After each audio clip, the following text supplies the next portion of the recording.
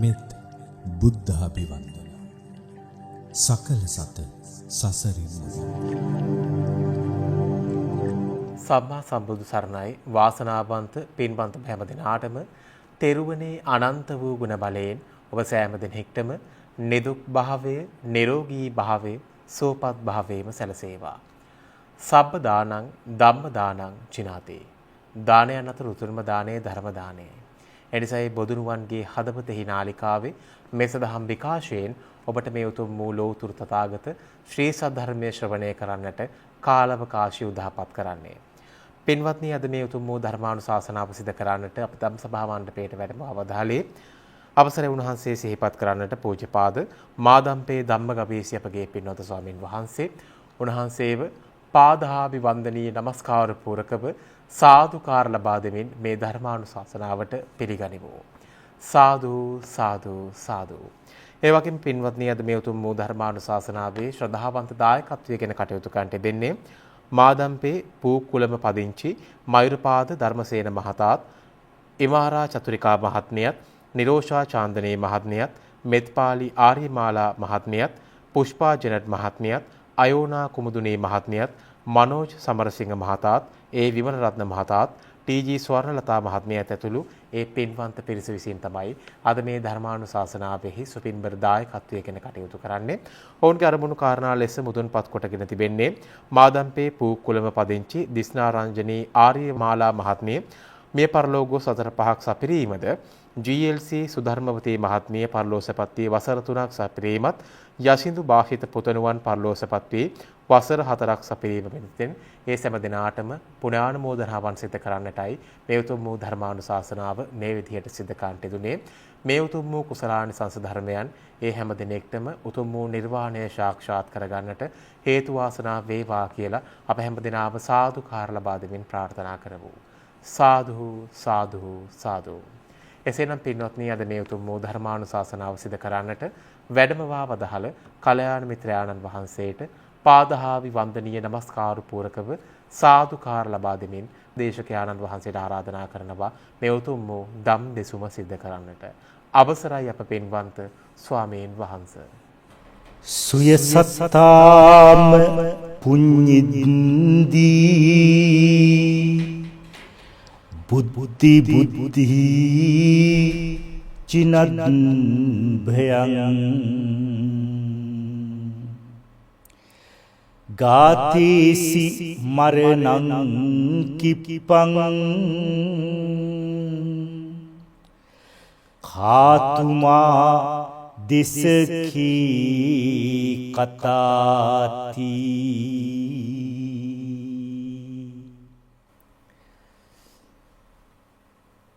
පින්වත්නි, මරණය තරම් කෙනෙකුගේ හිත සසල කරන වෙන කිසිම චිත්තාවේගයක් නැහැ.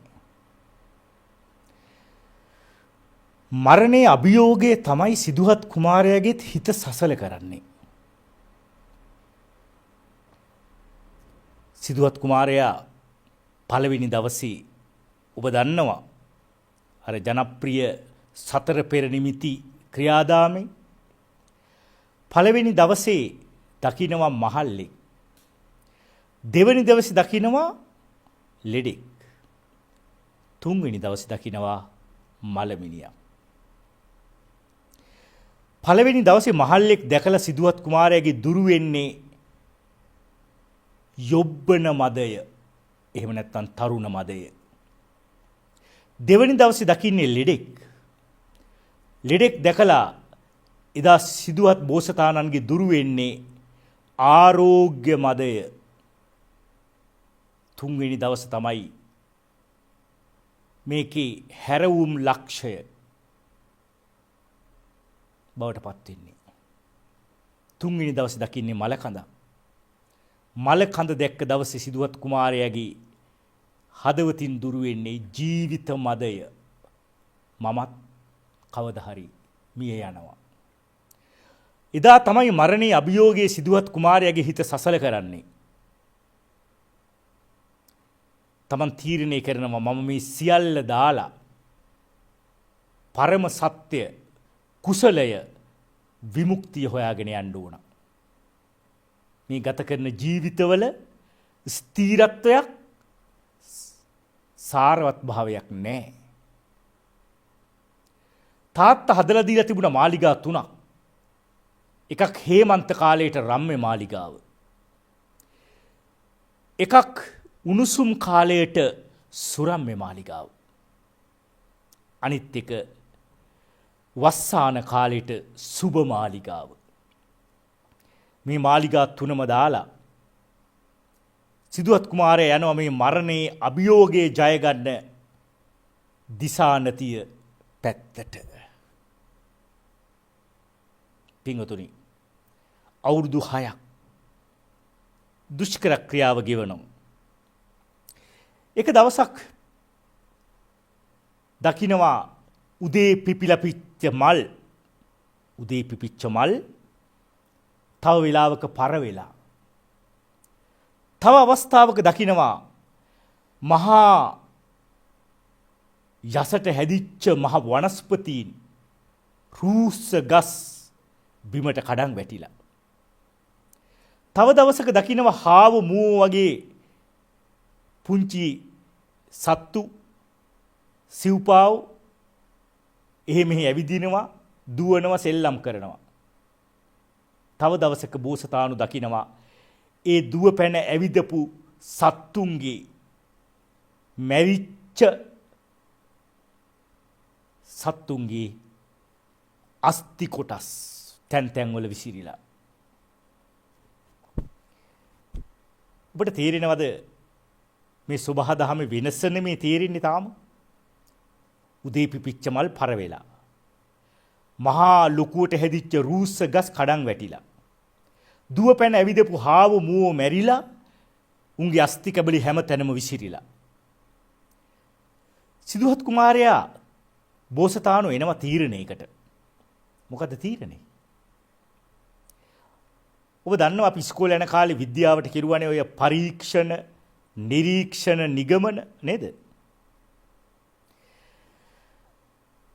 බෝසතාණනුත්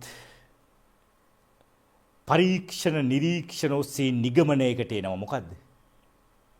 අවසාන නිගමනය කන්ක්ලූෂන් එක තමයි සබ්බේ සංඛාරා අනිච්චා. ඔන්න අවසාන නිගමනය. සබ්බේ සංඛාරා කිව්වහම එකක්වත් ඉතුරු නැහැ. ඒක හොඳට මතක තියාගන්න ඕන. සියලු සංස්කාර ධර්මයෝ හේතු ප්‍රත්‍යයෙන් නැතිවෙච්ච සියලු දේවල් all phenomenas natural phenomenas all සංස්කාර doctrine සියල්ලම මොකද්ද? අනිත්‍යයි impermanent. ඕක තමයි පරම සත්‍ය. එහෙනම් අපි ජීවිතේ අනිත්‍ය පිළිබඳ හැම දිස්සෙම දකිනවා අහනවා. 10 දෙනෙක්ගෙන් ඇහුවොත් මොකද්ද අනිත්‍ය කියන්නේ කියලා 10 දෙනා උත්තර 10ක්ම දෙයි. ඇතමුණු කියයි අපේ ගෙවල් දොරවල් අනිත්‍යයි. අපේ ජීවිත අනිත්‍යයි. මේ ගහකොළ සතා සීපාව අනිත්‍යයි. නෑ, ඒ අනිත්‍ය ප්‍රාථමික අනිත්‍ය. ඒකට කියන්නේ මොන්ටිසෝරි අනිත්‍ය. නිවන් දකින අනිත්‍යතාවයක් තියෙනවා. උදේට මල් පිපිලා හවසට පරවෙද්දි, උදේට ඉර නැගලා හවසට ඉර බහිද්දි, ගහක ගෙඩියක් කොළ පාට වෙලා, රතු පාට වෙලා, දුමුරු පාට වෙලා බිමට වැටෙද්දි, මහා ගස් හුළඟට හෙලවෙද්දි, හෙලවිලා බිමට වැටෙද්දි, මහා කඳු නාය යද්දි, සුනාමිය දෙගොඩ තලා ගලද්දි, මේ හැම එකම අනිත්‍යතාවය කියලා කෙනෙක් හඳුන්වයි. ඕක ප්‍රාථමික අනිත්‍යතාවය. උතරින් එහාට ගිය අනිත්‍යතාවයක් තියෙනවා මේ ධර්මයේ ඇතුළේ.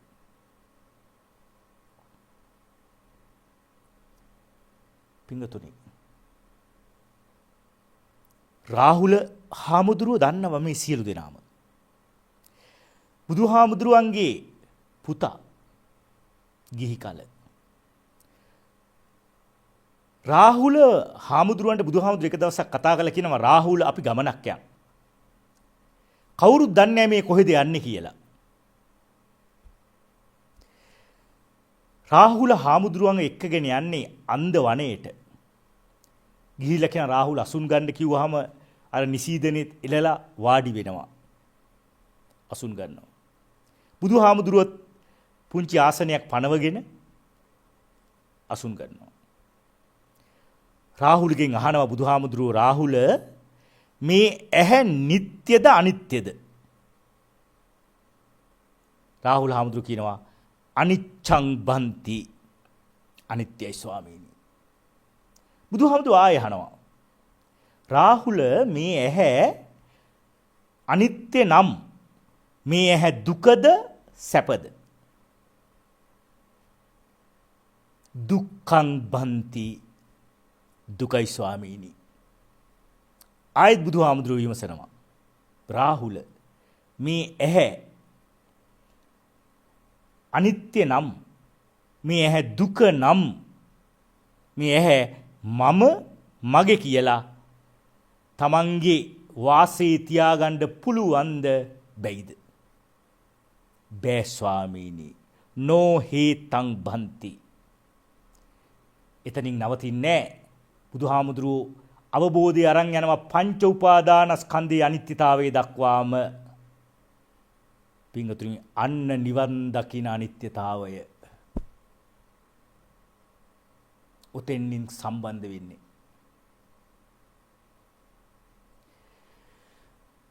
පංච උපාදානස්කන්ධයේ අනිත්‍යතාවයේ ආකාරය 11කින් විග්‍රහ කරනවා බුදුහාමුදුරුවෝ. පින්වතුනි රාහුල හාමුදුරුවෝ උතුම් රහත් භාවයට පත් වෙනවා. එහෙනම් අපි අවබෝධය එතෙන්ට එනකන් එන්න ඕන. හැම ධර්මයක්ම කියපු බණක්ම හොඳට ස්පර්ශ කරලා බලන්න. නිවන් දැක්කය නිවන් දකින්නේ පංච උපාදානස්කන්ධයේ අනිත්‍යතාවය අවබෝධය තුල.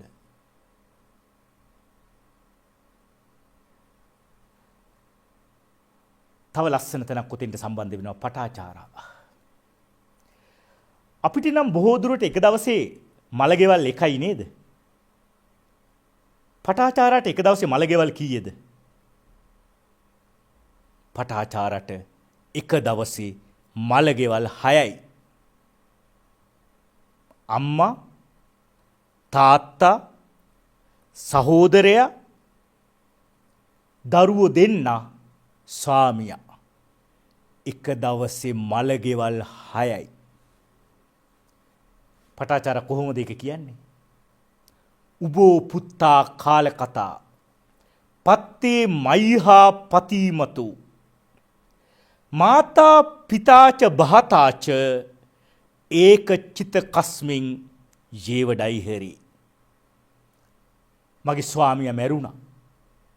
මගේ දරුවෝ දෙන්න මැරුණා. මගේ අම්මයි තාත්තයි සහෝදරයයි එක දර සෑයි දැවෙනවා. ඒක චිත කස්මින් ජීවඩයිහරි. පටාචාර ජේතවනාරාමයට දුවන්නේ ඇඟේ නූල් පටක්වත් නැතුව.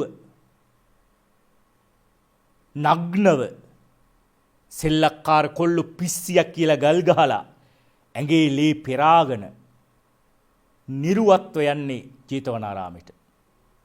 බුදුහාමුදුරුවෝ බණ කියනවා. පටාචාරා ඇවිල්ලා ඉස්සරහින් වාඩි වුණා. පටාචාරා අඬනවා. අඬලා ඉවරනාට පස්සේ බුදුහාමුදුරුවෝ කියනවා නැගණියනි සිහි උපදවා ගන්නට ඕන. ඊට පස්සේ බුදුහාමුදුරුවෝ ආයෙ දේශනා කරනවා නැගණියනි ඔය අඬන්නේ එක අම්මා කෙනෙක් වෙනුවෙන්. ඔය දැන් අඬන්නේ එක අම්මා කෙනෙක් වෙනුවෙන්. ඔය අඬන්නේ එක තාත්තා කෙනෙක් වෙනුවෙන්. ඔය අඬන්නේ එක සහෝදරයෙක් වෙනුවෙන්. ඔය මේ වෙලාවේ අඬන්නේ දරුවෝ දෙන්නෙක් වෙනුවෙන්. මේ වෙලාවේ අඬන්නේ එක ස්වාමි පුරුෂයෙක් වෙනුවෙන්. නැගණියනි මේ සංසාරේ ඔබේ අම්මා තාත්තා ඔබව දාලා යද්දි අඬපු කඳුළු එකතු කෙරුවා නම් සතර මහා සාගරයට වඩා වැඩි මේ අනන්ත සසරේ ඔබ හෙළපු කඳුළු ලෝවැඩ සංග්‍රහයේ තියෙනව නේද?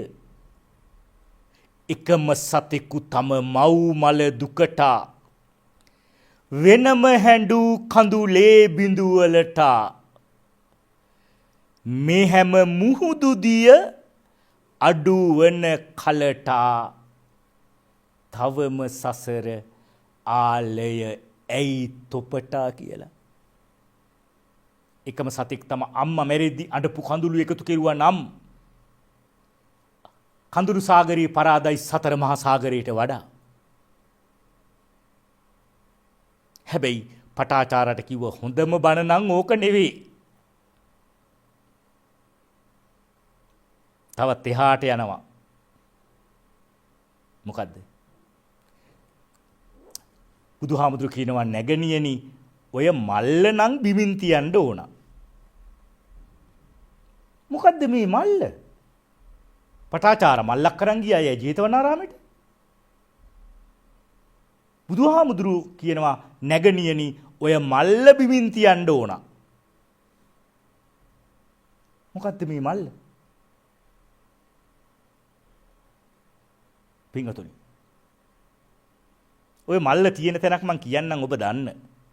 ඔබ අද වෙනකන් හිතුවේ නෑ ඒක ලොකුවට මං දන්නවා. ඔය මල්ල මොකද්ද කියලා හොඳට දන්න තැනක් තියෙනවා මං ඒක කියන්නද?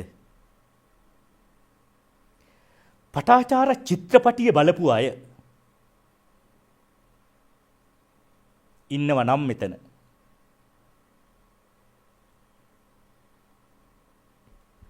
පටාචාර චිත්‍රපටියේ පටාචාරා ගෙදර වැඩකාරයත් එක්ක පැනලා යන වෙලාවේ රහසින් පසුබිමින් නැහෙනව ගීතයක්. මං කිව්වොත් දන්නවා ඔබ.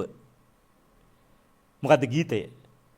WD අමරදේව මහත්තයාගේ තණ්හා ආශා ඔලගු කරේලා මග තොට නොබලා වග තුග නොසොයා එළිය දකින්නද මේ යන්නේ සැපත සොයන්නද මේ යන්නේ.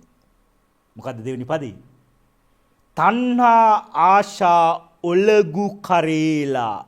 ඔලගුවක් කියන්නේ බර මල්ලක්. පින්වතුනි අනන්ත සසරේ මේ බර මල්ල කරේ දාගෙන එන ගමනක් අපි. බාර සූත්‍රය බලන්නකො. හරි ලස්සන විග්‍රහයක් තියෙනවා. මේ බර මල්ල කරේ දාගෙන ඉන්නේ. මොකද්ද මේ බර මල්ල? රූප, වේදනා, සංඥා, සංකාර, විඥාන කියන පංච උපාදානස්කන්ධ මල්ල. සංස්කාර දුක් මල්ල. මේ මල්ල බිම තිබ්බ දාට සියලු දුක් ඉවරයි. සියලු දුක් ඉවරයි. ඒකයි කියන්නේ බුදුහාමුදුරුවෝ නැගණියනි ඔය මල්ල නම් බිමින් තියන්න ඕන. පින්තුනි පටාචාරාව අවසානයේ උතුම් රහත් තෙරණියක් බවට පත් වෙනවා. ඔබේ ධර්මාවබෝධය මෙතෙන්ටම එන්න ඕන. මෙතෙන්ටම එන්න ඕන.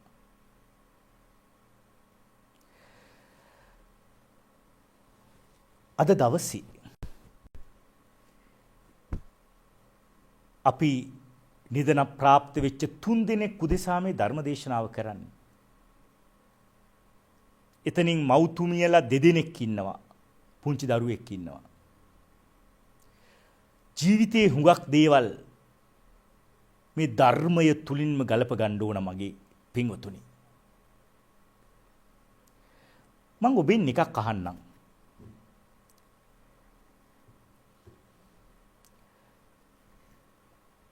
මේ ලෝකෙ වැඩියෙන්ම සිද්ධ වෙලා තියෙන්නේ පුරුෂ වර්ණාද ස්ත්‍රී වර්ණාද? ස්ත්‍රී වර්ණා නේද? ඔබ අහලා තියෙනවද පුරුෂ වර්ණාවක් කවදා හරි? 99%ක්ම තියෙන්නේ ස්ත්‍රී වර්ණනා. මේ ලෝකේ නිර්මාණය වෙච්ච විශිෂ්ටතම පුරුෂ වර්ණාව තමයි යශෝදරාව ගායනා කරන්නේ නරසීහ ගාථා. ලේසියෙන් පුරුෂ වර්ණා දකින්න හම්බෙන්නේ දෙක තුනක් විතරක් කියන්නම් සේරම කියන්න ගියොත් කාලෙ මදි. චක්කවරංකිත රත්ත සුපාදු චක්‍ර ලකුණු සහිත රතු පාට පායුක්මය බුදුහාමුදුරුවන්ට ලක්කන මණ්ඩිත ආයත පන්හි මනහර දිගු විලුඹක් ලක්කන චිත්තිත පුන්න ශරීරෝ මනහර මනාලෙස වැඩිච්ච පිරිපුන් ශරීරයක් අංජන වන්න සුනීල සුකේසෝ නිල් පැහැති කෙස් ලස්සන කංචන පට්ට සුසද්ද ලලාටෝ රන් පටියක් වගේ දිලිසෙන මනාලෙස හැදිච්ච නලල් තලයක් ලලාටෝ එහෙම පුරුෂ රූප ඔබ දැකලා තියෙනවද? නෑනේ. එහෙනම් මේ ලෝකේ ලස්සනම පුරුෂ ශරීරය මේ ලෝකේ සුන්දරම මානව ශරීරයේ හිමි බුදුහාමුදුරුවන්ගේ ශරීර ලක්ෂණ එහෙමයි යශෝදරාව වර්ණනා කරන්නේ. හැබැයි පින්වතුනි ඒ වගේ ලස්සන ශරීරයක් තිබිච්ච බුදුහාමුදුරුවෝ අවුරුදු 80 ගියාට පස්සේ මොකක්ද ආනන්ද හාමුදුරුවන්ට කියන්නේ? ආනන්ද දැන් මගේ ශරීරය දි รา ගිය කරත්තයක් වගේ දි รา ගිය කරත්තේට පාලියෙන් කියන්නේ ජජ්ජර සකටම්. දැන් මගේ ශරීරය දි รา ගිය කරත්තයක් වගේ. දැන් මේ ශරීරේ වාරු කරගෙන යන්නේ හරිම අමාරුවෙන්. දන්නවනේ දි รา ගිය කරත්ත එහෙන් මෙහෙන් නූල් කෑලි බැඳලා හරි අමාරුවෙන් ඇරයි යන්නේ. මගේ ශරීරයත් දැන් ඒ වගේ. එහෙනම් පින්වතුනි ලෞතුරා බුදුරජාණන් වහන්සේටත් මේ කායික වෙනස්කම ආවා නම් අපි ගැන කවර කතාවක්ද? පින්වතුනි ලෞතුරා බුදුවරු ලෙඩ වුණාද නැද්ද? ලෙඩ වුණා. බුදුහාමුදුරන්ට තිබුණා නිදන්ගත කොන්දේ අමාරුවක්. නිදන්ගත හිසේ අමාරුවක්. අන්තිම කාලේ වැළඳුණා ලෝහිත පක්ඛන්දිකා රෝගය. ලේ අතිසාරය. පින්වතුනි නිසීදන මාංශයෙන් ලේ ගලනවා. ඔයාලා නම් ඔයාලගේ පුංචි දරුවෙකුට ওই පාචනේ හැදුනොත් කොච්චර මහන්සි වෙනවද? බුදුහාමුදුරුවන්ගේ නිසීදන මාංශයෙන් ලේ ගලනවා. ඔය පාචනේ හැදුනහම දරුවන්ට වෛද්‍යවරු දෙනව නේද ඔය පැංගිරි වර්ග ජීවනී විශේෂයෙන් ජීවනී වගේ දේවල්. ඇයි ඒ දෙන්නේ? මේ ශරීරයේ වියලි බව අයින් කරලා තෙතමනේ රකින්න. එහෙනම් බුදුහාමුදුරන්ගේ ශරීරයෙන් පිට උනේ මොනවද? ලේ. එහෙනම් ඒ ශරීරය කොච්චර වේලෙන්ද ඇද්ද? කොච්චර අමාරුවට ලක් වෙන්න ඇද්ද? බයොලොජිකල් ලෝක තමයි වෙන්නේ. ඒ වෙලාවේ ජීව විද්‍යාත්මකම වෙලා තියෙන දේ ශරීරයේ වේලිලා පිපාසය දරා ගන්න බෑ. බුදුහාමුදුරුවෝ කියනවා ආනන්ද මට තිබහයි වතුර ටිකක් ගේන්න. 3 පාරක් යනම කුකුත්තා නදී ගාවට. 3 වෙනි පාර තමයි වතුර ටික අරන් එන්නේ පිරිසිදු වුණාම. පින්වතුනි බුදුවරුත් ලෙඩ වුණා. බුදුවරුත් වයසට ගියා. බුදුවරුත් පිරිනිවන් පෑවා. එහෙනම් ජිනත් භයං කියන්නේ මේ ලෝකේ සීලෙන් සමාධියෙන් ප්‍රඥාවෙන් විමුක්තියෙන් විමුක්ති ඥාන දර්ශනයෙන් ඉහළටම ගිය උත්තමයේ දෙන්නයි ඉන්නේ. ඒ දෙදෙන තමයි බුදු පසේ බුදු. ජිනත් භයං. එහෙනම් බුදුවරුත් වයසට ගියා නම් බුදුවරුත් ලෙඩ වුණා නම් බුදුවරුත් පිරිනිවන් පෑවා නම් කාතුමා දෙසකී කතා. ඔබ මා ගැන කවර කතාවක්ද? දිස්නා රංජනී ආර්යමාලා මහත්මිය, GLC සුධර්මාවතී මහත්මිය, සසින්දු භාෂිත පුතා ගැන කවර කතාවක්ද නේද? ඒකයි අවබෝධ කරගන්නට ඕන. පිංගුතුනි,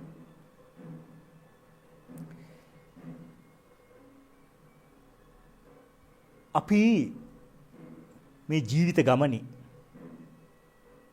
සමහර අය ඉන්නවා කාලා බීලා අපි විනෝද වෙමු කියලා. ආයි උප්පත්තියක් නැහැ. ඉන්න ටිකේ කාලා බීලා විනෝද වෙලා ඉමු කියන.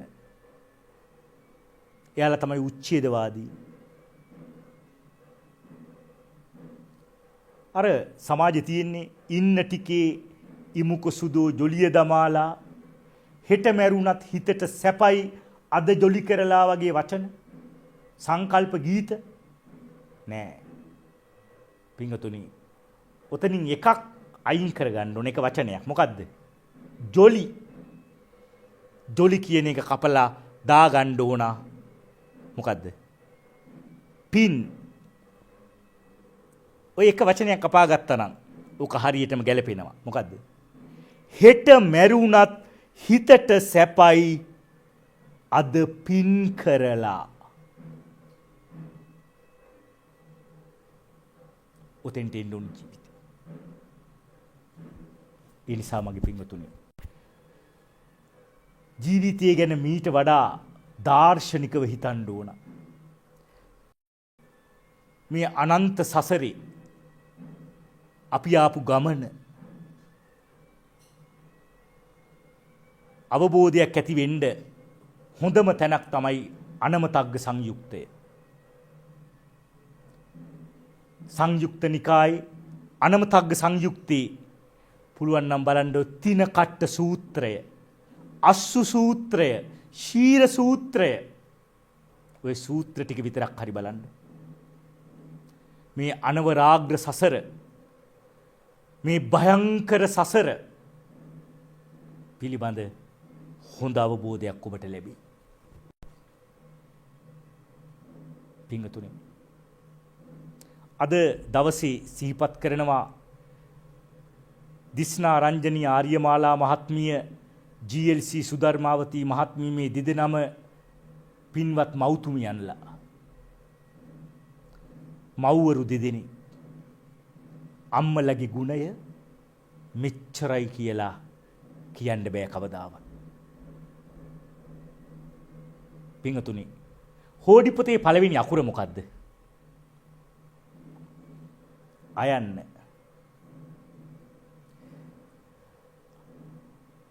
අයන්න කියන්නේ මොකද්ද? සංකේතයක්. හැම හෝඩි පොතකම අයන්න ගාව ඉන්නේ කවුද? අම්මා. වෙන හෝඩි පොත්වල නම් පළවෙනි අකුර ගාව වෙන වෙන දේවල් තියෙන්නේ. අපේ හෝඩි පොතේ පළවෙනි අකුර ගාව ඉන්නේ අම්මා. එතන තියෙනවා සංකේත තුනක්. අයන්න, හල්ම යන්න, මා යන්න. සංකේත තුනක් එකතු වුණාම හැදෙන එකට මොකද්ද කියන්නේ සිංහලෙන්? සංඥාවක්. සංකේත කීපයක් එකතු වුණාම හැදෙන දේ තමයි සංඥාව. එහෙනම් මේ විශ්ව ධාතුවේ උත්තරීතරම සංඥාව තමයි අම්මා. වෙන සංඥාවක් නැහැ.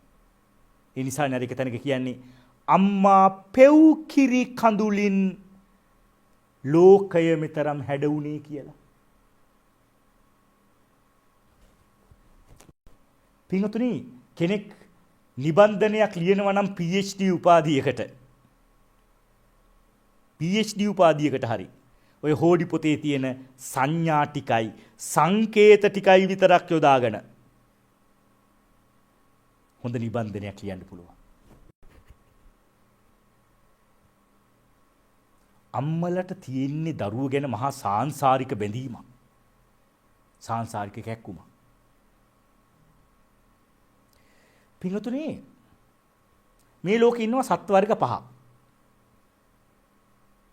සත්ත්ව වර්ග පහක්.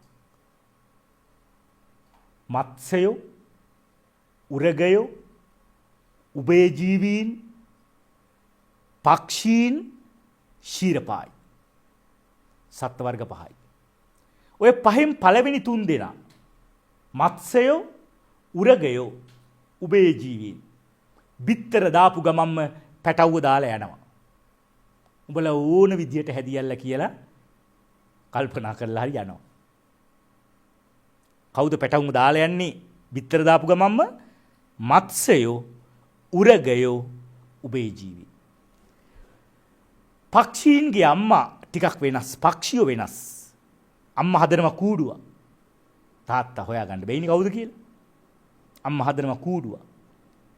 පිදුරු අරන් ඇවිල්ලා, කොහුපත් අරන් ඇවිල්ලා, ගස්වල කෝටු කෑලි හදන් ඇවිල්ලා යටින් වැටෙන්නේ නැති වෙන්න අම්මා හදනවා ලස්සන කූඩුව. අම්මා බිත්තර දානවා. බිත්තර වලින් පැටවු වෙනවා. අම්මා ඈත පියඹලා ගිහිල්ලා පුංචි කෑම ටිකක් හොටෙන් අරන් ඇවිල්ලා. අපි අම්මලට බෑග් එකක් හරි තියෙනවනේ. හොටෙන් චුට්ටයි ගේන්න පුළුවන්. එනකන් අර පැටවු ටික ඉන්නේ කට ඇරගෙන. හොට ඇරගෙනමයි ඉන්නේ.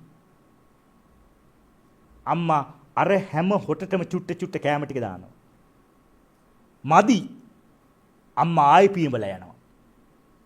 තව කෑම ටිකක් හොයන් එනවා. පින්වතුනි මේ පැටවු ටික කාලයක් යද්දි හොර වෙනවා. ඇයි? නිකන් කාලා පුරුදු විදිහ අම්මා කෑම ටික ගෙනත් දෙනා කටට දානවා. දැන් කම්මැලි වෙලා තියෙන්නේ අත්තටු ශක්තිමත් වුණත් කූඩුවෙන් යන්නේ. ඇයි? නිකන් කෑම ටික කට අරන් ඉන්න විතරයි තියෙන්නේ. දැන් කූඩුවෙන් යන්නේ කපටිකමට. හොරාට. අම්මා දන්නවා දැන් නම් යන්න කාලේ හරි තනියම කෑම හොයාගන්න. ඒත් යන්නේ. අම්මා මොකද කරන්නේ දන්නවද? කූඩුවෙන් එලවනවා. ඒ කියන්නේ තල්ලු කරනවා. ඒ වෙනකන් විතරයි කුරුළු අම්මත් සලකන්නේ. කුරුළු අම්මත් සලකන්නේ අත්තටු ශක්තිමත් වෙනකන් විතරයි. ඕකට කියන්නේ විද්‍යාවේදී పూర్ව ප්‍රසව රැකවරණය කියලා. හැබැයි අපේ අම්මලා දරුවොත් රැකලා දරුවන්ගේ දරුවොත් රකින්න.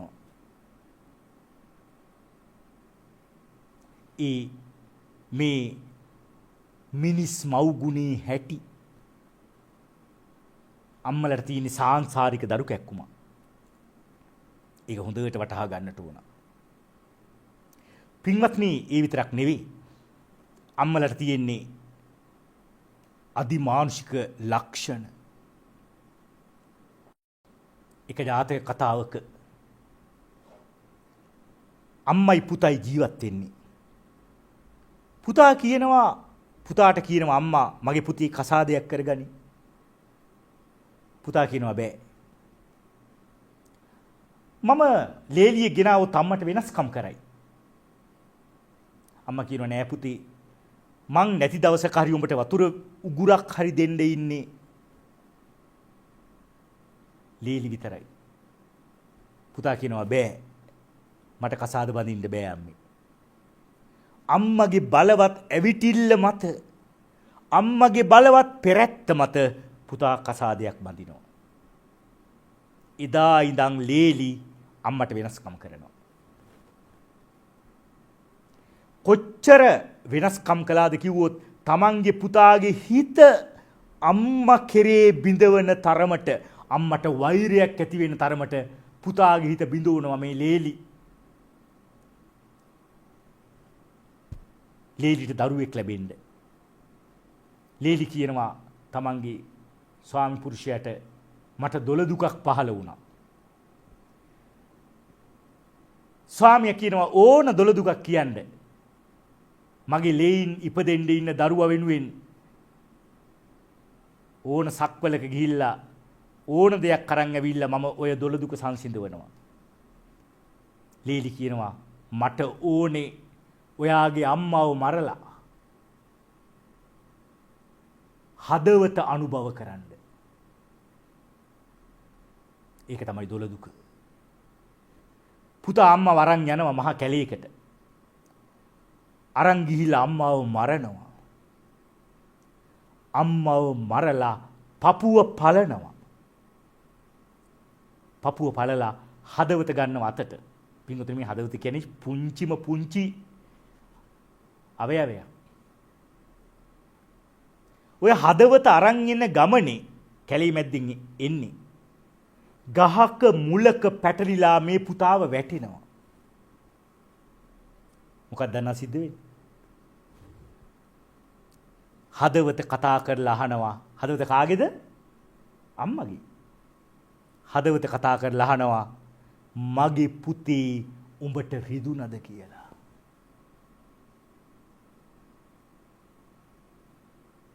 මේ අම්මව මරලා පපුව පලලා අම්මගේ හදවත අරන් එන පුතාගෙන් අම්මා හදවත අහනවා මගේ පුතේ උඹට රිදුනද කියලා. ඇයි?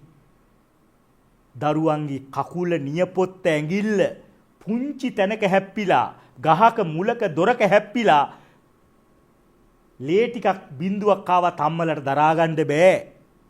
අම්මලා ඒ තරමට සංවේදී. ජාතක කතා කරුවා මේක ගෙනාවේ අම්මලගේ සංවේදීතාවය අදිමානුෂික ලක්ෂණ පෙන්눔 කරන්නේ. පින්වතුනි මේ මෞතුමියන්ලා දෙන්නෙක් සිහිපත් කරන දවසක් නිසා මම මේ ටික මතක් කළේ. තව එක කාරණාවක් තියෙනවා. මගේ පින්වතුන්ට මතකද එක් අවස්ථාවක සිදුවත් බෝසතාණු දුෂ්කර ක්‍රියා කාලයේදී එක තීරණයකට එනවා. අදින් පස්සේ මම ළඟට වැටෙන ගෙඩියක් කොලයක්වත් කන්නේ නැහැ. වෙනද ළඟට වැටෙන ගෙඩි කොල අනුභව කළා. එක වෙලාවක තීරණයට එනවා මං ආයෙ අදින් පස්සේ ළඟට වැටෙන ගෙඩියක් කොලයක්වත් කන්නේ නැහැ. සිදුවත් කුමාරයා දැන් එන්නේ කළු වෙනවා. එන්නේ කැත වෙනවා. එන්නේ කෙට්ටු වෙනවා. පින්වතුනි ඔබේ දරුවෙක් දවසින් දවස කැත වෙනවා නම්, දවසින් දවස කළු වෙනවා නම්, දවසින් දවස කෙට්ටු වෙනවා නම් ඔබට ඉන්න පුළුවන්ද? බෑ. සිදුවත් බෝසතාණන්ගේ අම්මා ඒ වෙද්දි කොහෙද හිටියේ? තුසීත දෙව්ලෝකේ.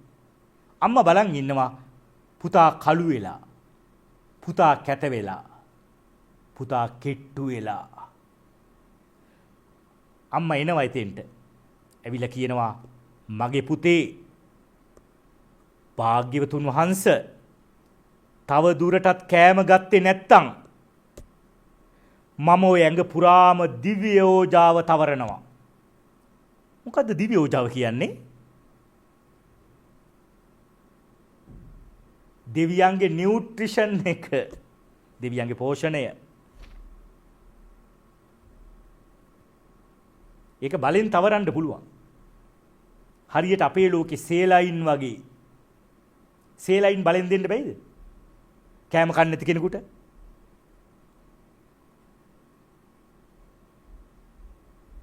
අපේ ලෝකේ සේලයින් වගේ. සිදුවත් කුමාරයා කල්පනා කෙරුවා බෝසතාණු ඉතින් කෑම නොකා වැඩක් නෑනි. ඇයි? අම්මා සේලයින් ටික දෙනවනේ. අම්මා දිව්‍ය ඕජාව තවරනවනේ. පින්වතුනි ඔන්න ඔතන තමයි නන්දා මාලනී මහත්මියගේ අම්මා වරුණේ සම්මා සම්බුදු අම්මා වරුණේ කියන ගීතයට වස්තු බීජය ගන්න ඔතනින්. ඒක තියෙනවා නේද? ඒක තැනක මගේ පින්වතුනි දරුවන්ගේ දුක් කඳුළු දකින්නදා සුරලොව සිට අතපා ඒ කඳු ලැලි පිසිනා කියලා. ඔන්න ඔතන තමයි වස්තු විශේෂය. ඒ හින්දා බය වෙන්න එපා.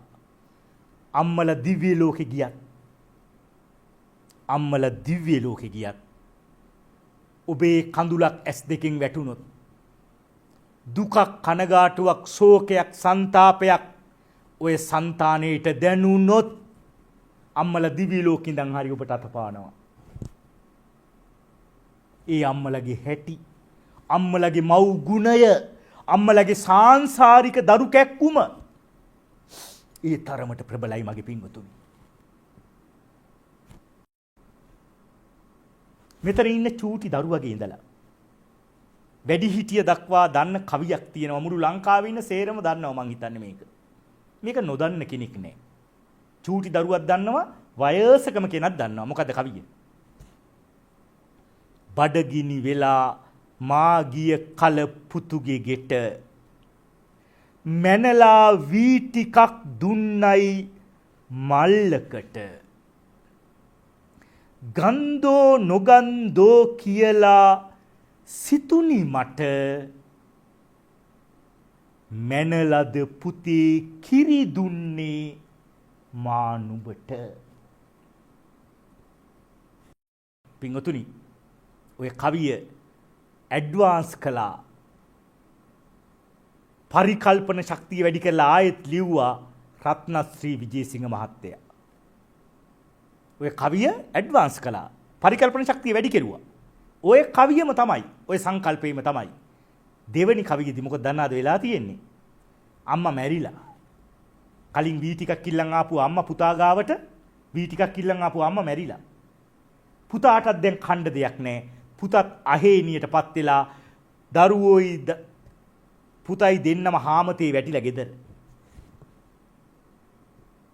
අම්මා එනවා හීනෙන්. පුතාට පේනවා. සංකල්පේ මෙහෙමයි ගොඩ නැගෙන්නේ. මැනලා වීපතක් නොලැබී මල්ලකට දරුවොත් එක්ක මං වැටිලා ඉන්නකොට අම්මා ඇවිත් රෑහීනෙන් දොර කොඩට ඇහුවා මගේ පුතේ කිරියෝ නද උඹට. ඒ අම්මලගේ හැටි, ඒ අම්මලගේ ගුණය සාංශාරික දරු කැක්කුම. ඒ නිසා ඇස් දෙක තිබෙන තුරු අම්මවයි තාත්තවයි රකින්න. ඇස් දෙක තිබෙන තුරු අම්මවයි තාත්තවයි රකින්න. ඇයි? අම්මටයි තාත්තටයි සැලකුවොත් පින්, නොසැලකුවොත් පව්. අනිත් අයට එහෙම නෑ. සාමාන්‍ය සමාජයට සැලකුවට පින්, නොසැලකුවට පව්, නොසැලකුවට පව් කියලා එකක් නෑ. හැබැයි අම්මටයි තාත්තටයි නොසැලකුවොත් පව්, සැලකුවොත් පින්. ඒක මතක තියාගන්න ඕන. පින්වතුනි, දුින්නාහම් භික්කවේන සුප්පතිකාරං වදාමි කතමේ දේ මා තුච පිතුච. දෙන්නෙක් ඉන්නවා ණය ගෙවලා ලේසියෙන් ඉවර කරන්න බෑ. කවුද දෙන්න? මා තුච පිතුච. අම්මයි තාත්තයි. මොනවද ණය? අම්මගේ කිරි ණයයි තාත්තගේ දහඩිය ණයයි.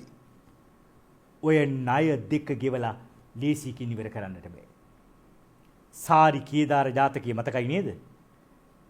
බෝසත් ගිරවා වී කනවා මදිවට වී අරගෙනත් යනවා. අනිත් ගිරව වී කාලා යනවා ගමන. ගොවි අල්ල ගන්නවා ගිරවව. බලපංකෝ උඹ වී කනවා මදිවට වී අරගෙනත් යනවනේ. ඇයි එහෙම මට කරන්නේ? ගිරව මොකද්ද කියන්නේ? මගේ අම්මගේ තාත්තගේ ඇස් පේන්නේ. මගේ අම්මයි තාත්තයි හරි වයසයි. මං අම්මටයි තාත්තටයි ණයක් ගෙවන්න තියෙනවා. අන්න වචනේ එනවා. ණයක් ගෙවන්න තියෙනවා. ඒ ණය ගෙවන්නයි මේ අම්මටයි තාත්තටත් වී කරලා අරයන්. ඒ හින්දායි බෝසත් කුලේ මිනිස්සුන්ගේ ලක්ෂණය.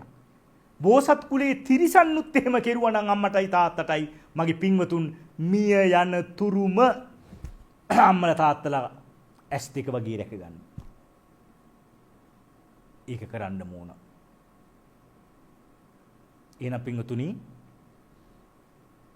අද අපි මේ ඔබ සියලු දෙනා කරලා තියෙන්නේ ඒ වගේම මහා පින. මොකද්ද? සිංහාලෝවාද සූත්‍රයේ යුතුයකම් 5ක් තියෙනවා. 4ක් මෙලොවදී කරන්න තියෙන්නේ. එකක් අම්මා තාත්තා පරලෝ ගියාට පස්සේ කරන්න තියෙන්නේ. දන් පින් දීලා පින් අනුමෝදන් කරන එක.